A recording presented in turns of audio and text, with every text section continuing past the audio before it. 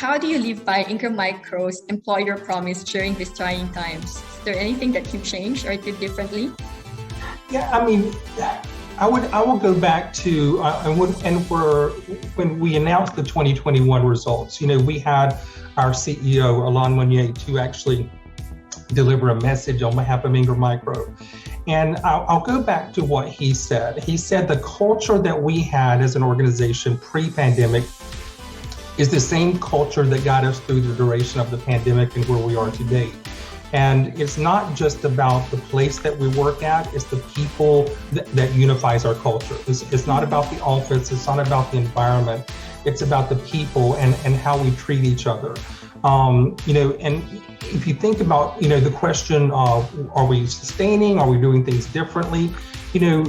Culture is something that can be influenced through many different behaviors and actions, right? And I think the accountability of our associates for their work was something that really rang through because of this pandemic. They were just as concerned as leadership was about taking care of their clients and their partners around the globe. We had associates, as we were deploying, hardware and equipment that were using their personal, iPads and cell phones just to keep clients whole and intact. And so we've been a little bit more creative and imaginative in our approach to work during this pandemic.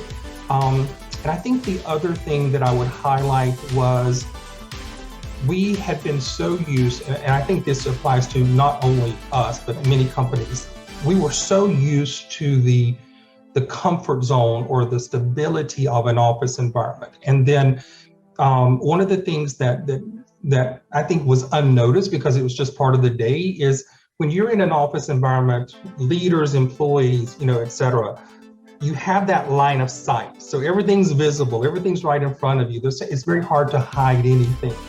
And when we went 100% virtual, which we are still 100% virtual in the Philippines, all 2,500 of us are still working from home, that line of sight is not there anymore. And there was a whole different level of trust that a lot of times you talk from a company perspective, how people trust their leaders, the leaders had to trust the employees. And that was a very touching and very eye-opening part of the culture that we really hadn't seen exhibited. That trust became now two ways to take care of the business, take care of the customers. But I think that again, it's all about this big experience and how it impacted us as an organization.